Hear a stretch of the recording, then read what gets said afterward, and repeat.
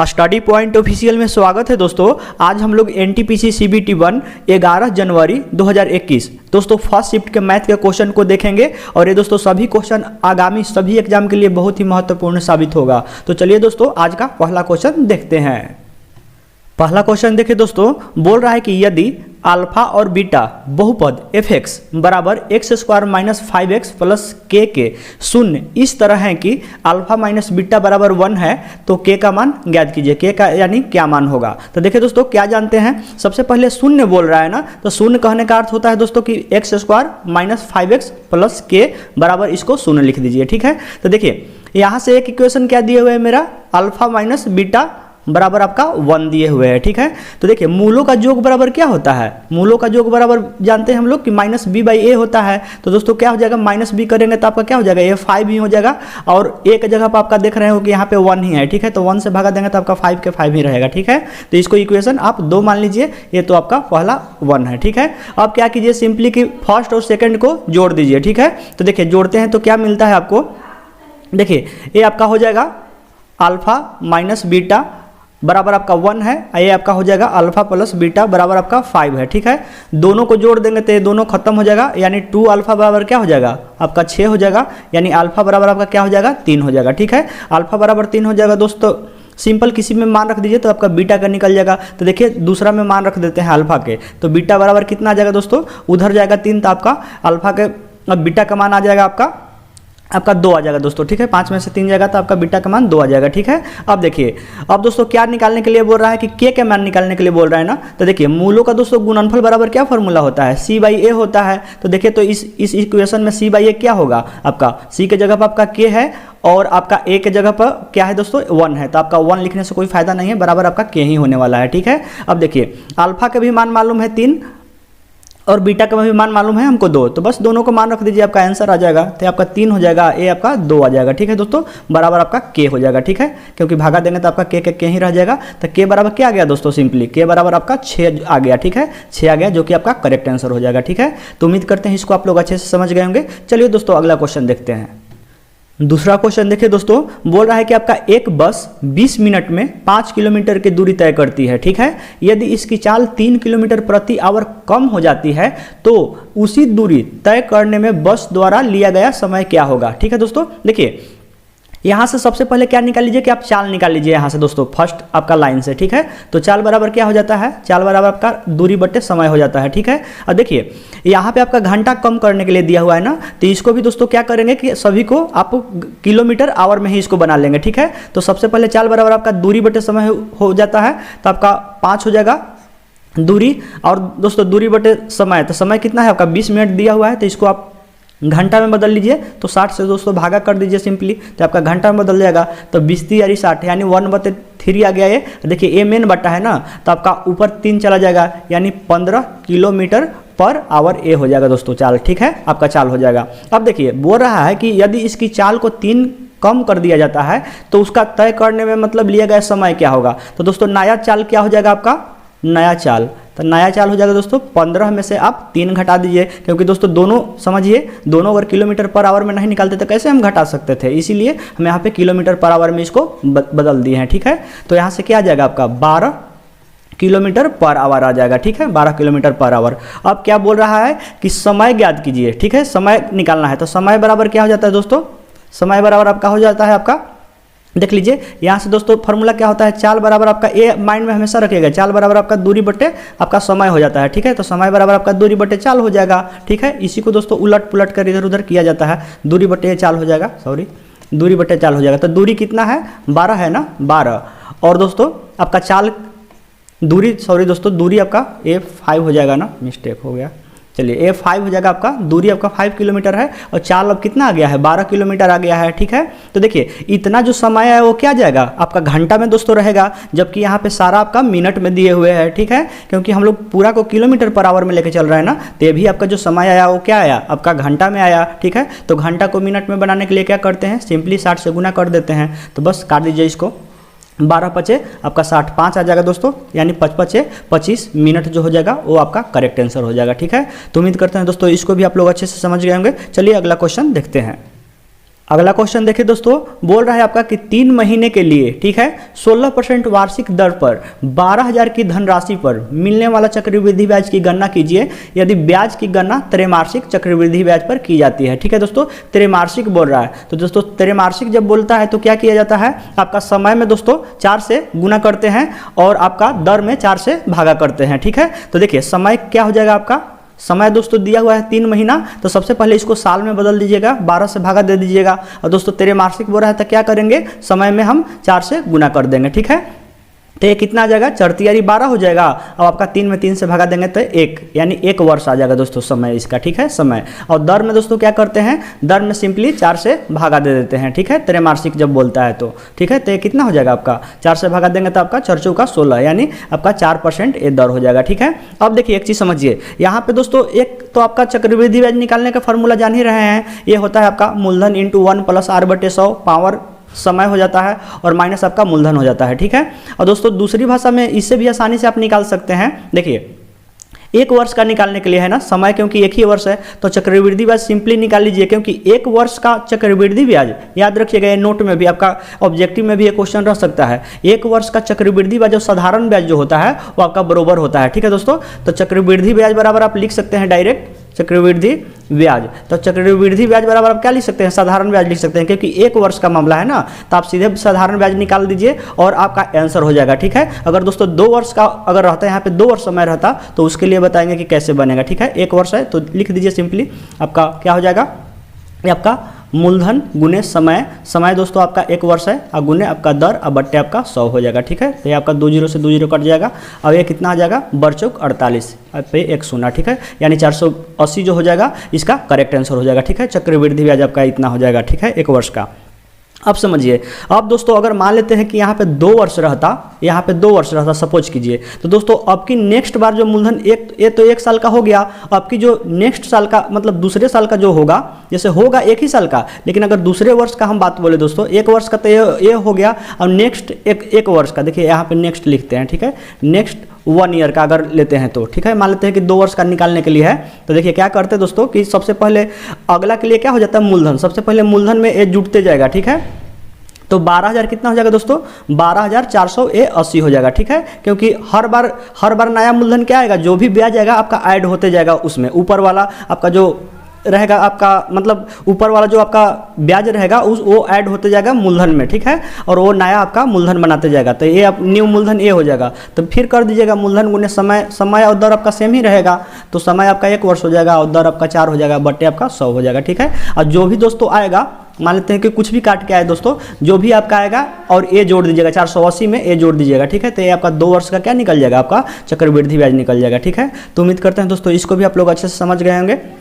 दोस्तों मान लेते हैं कि 3 वर्ष का निकालने के लिए बोलता है। ठीक है, तो जो भी अभी आया, जो भी मान लेते हैं कि दोस्तों कि दोनों को जोड़कर आता कुछ डिजिट आता। ठीक है, तो दोस्तों उसको जो है ना फिर इसमें जोड़ते 12,000 उसमें फिर ऐड करते हैं, वो दोस्तों नया अब मूलधन हो जाता है। ठीक है, अब फिर वैसे ही करके निकाल देते मूलधन गुने समय गुने दर बटे 100 करके, और तीनों को दोस्तों ऐड कर देते। ठीक है, तीनों को ऐड कर देते, वही मेरा फाइनली क्या हो जाता है, चक्रवृद्धि ब्याज हो जाता है। ठीक है, इससे दोस्तों इस नियम से बनाने का सबसे फायदा क्या होता है ना, कि आपका अगर समय पूर्णांक में भी रहे, मान लेते हैं कि 5.1/2 है, तो इसे दोस्तों साधारण ब्याज आपका चक्रवृद्धि ब्याज निकालना बहुत ही दोस्तों इजी होता है। ठीक है, इस मेथड से जो बताए हम। ठीक है, तो उम्मीद करते हैं समझ गए होंगे। चलिए अगला क्वेश्चन देखते हैं। अगला क्वेश्चन देखिए दोस्तों, बोल रहा है आपका कि दिए गए त्रिभुज ABC में DE समानांतर आपका BC है। ठीक है, DE समानांतर आपका BC है। ठीक है, देखिए AD बटे BD, AD बटे आपका DB जो है आपका 3/5 है, यानी दोस्तों AD का जो आपका है रेशियो दोनों का दिया हुआ है, मान लेते हैं कि ये आपका AD 3 हो गया, अब BD जो है आपका ये 5 हो गया। ठीक है, अब देखिए बोला है कि यदि AC जो है 5.6 सेंटीमीटर है, AC यानी दोस्तों यहाँ से लेकर यहाँ तक आपका लंबाई पूरा ये दिया हुआ है। ठीक है, पूरा ये आपका लंबाई दिया हुआ है, ये आपका कितना है 5.6 सेंटीमीटर है, 5.6 सेंटीमीटर। तो AE ज्ञात कीजिए, AE यानी दोस्तों A वाला पूछ रहा है, ये दूरी जो है आपका पूछ रहा है। ठीक है, वाट। ठीक है, क्या होगा, तो देखिए तो इस थेल्स थ्योरम दोस्तों आप लोग तो क्लियर होगा, ये थेल्स थ्योरम है। थेल्स थ्योरम दोस्तों क्या कहता है आपका कि किसी भी त्रिभुज में, ठीक है, किसी भी त्रिभुज में एक भुजा के समानांतर, किसी भी भुजा के समानांतर हो सकता है दोस्तों, एक भुजा के समानांतर खींची गई रेखा उन दो भुजाओं को जिस बिंदु पर प्रतिच्छेद करता है वह बिंदु जो है भुजाओं को समान अनुपात में बांट देता है। यानी दोस्तों E/A बराबर A/A हो जाता है, ठीक है। और इसका रेशियो कुछ भी हो सकता है, ठीक है। देखिए ऐसे भी इसको बोल सकते हैं, चाहे तो A बड़ा ले लिए, बड़ा वाला बट्टे आपका छोटा लिख सकते हैं। तो जैसे इधर करेंगे वैसे ही इधर करेंगे, इधर भी क्या लिखेंगे, ये पूरा बड़ा वाला का लंबाई लिखेंगे, बट्टे आपका छोटा वाला का लंबाई लिखेंगे, ठीक है। तो देखिए दोस्तों इसमें सोचने के लिए रहता है कि आपका क्या मुख्य रूप से आपका पूछ रहा है, ठीक है। तो सबसे पहले क्या करते हैं, आपका देख लीजिए, आपका AE निकालने के लिए ना है AE। तो देखिए इसमें करते क्या है आपका कि ए पहले आप पूरा जोड़ दीजिए, यानी इधर क्या लिख सकते हैं हम ऐसे, देखिए AB बट्टे आपका AB बट्टे AD बराबर, इधर भी वैसे ही लिखेंगे, आपका AC बट्टे क्या लिखेंगे, AC बट्टे AE लिखेंगे, ठीक है। जैसे इस साइड लिखेंगे वैसे ही इस साइड, नहीं तो आपका गलत हो जाएगा, ठीक है। तो AB कितना हो जाएगा आपका, जोड़ेंगे तो AB आपका 5 3 8 हो जाएगा, और AD कितना हो जाएगा आपका, AD 3 हो जाएगा, ठीक है। अब बराबर AC बट्टे AE है, तो AC तो दिया हुआ है ना, 5.6 हो जाएगा, और AE जो हो जाएगा आपका निकालने के लिए है, तो AE जो कहते हैं लिख दीजिए, ठीक है दोस्तों। उम्मीद करते हैं समझ रहे होंगे इस बात को। तो 8 7 56, यानी दोस्तों कितना आ जाएगा, 0.7 आ जाएगा, ठीक है। यानी AE बराबर बात करें तो आपका 21, ठीक है दोस्तों। यानी आपका कितना आ जाएगा, 2.1 आ जाएगा, ठीक है। 2.1 आपका करेक्ट आंसर हो जाएगा, ठीक है। तो उम्मीद करते हैं समझ गए होंगे। चलिए अगला क्वेश्चन देखते हैं। अगला क्वेश्चन देखिए दोस्तों, बोल रहा है आपका कि इतना का आपका जो है 2/3, 4/9, 8/15 और 10/21 का आपका महत्तम सवर्तक यानी HCF निकालने के लिए बोल रहा है, ठीक है।